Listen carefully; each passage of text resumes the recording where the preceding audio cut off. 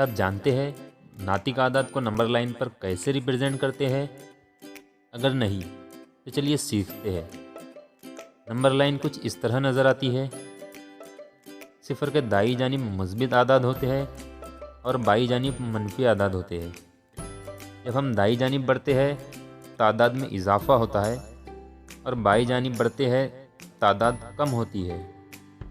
सही आदत को प्लॉट करना आसान है, लेकिन 3/4 जैसे नंबर्स को कैसे प्लॉट करते हैं, इसे कैसे प्लॉट करते हैं, ये समझने से पहले हमें एक बहुत ही अहम पॉइंट को समझने की ज़रूरत है। सिफर के अलावा हर एक सही अदद से मुशाबिहत रखने वाला एक सही अदद होता है, जिसे हम ममासिल कहते हैं।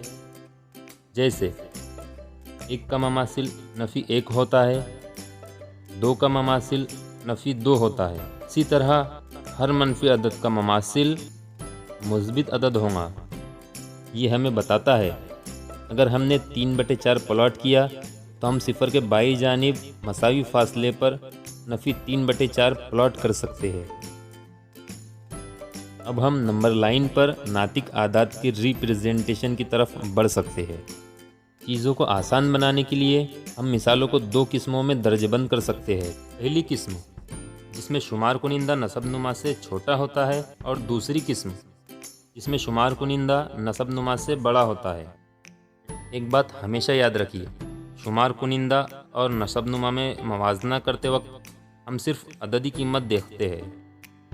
मिसाल के तौर पर अगर हम नफ़ी 9/5 प्लॉट कर रहे हैं तो हम 9 और 5 का मवाजना करते हैं, बल्कि नफ़ी 9/5 का नहीं। इसलिए नफ़ी 9/5 दूसरी किस्म में शुमार होगा। हम अगली वीडियो में पहली किस्म के 2 मिसालें समझेंगे।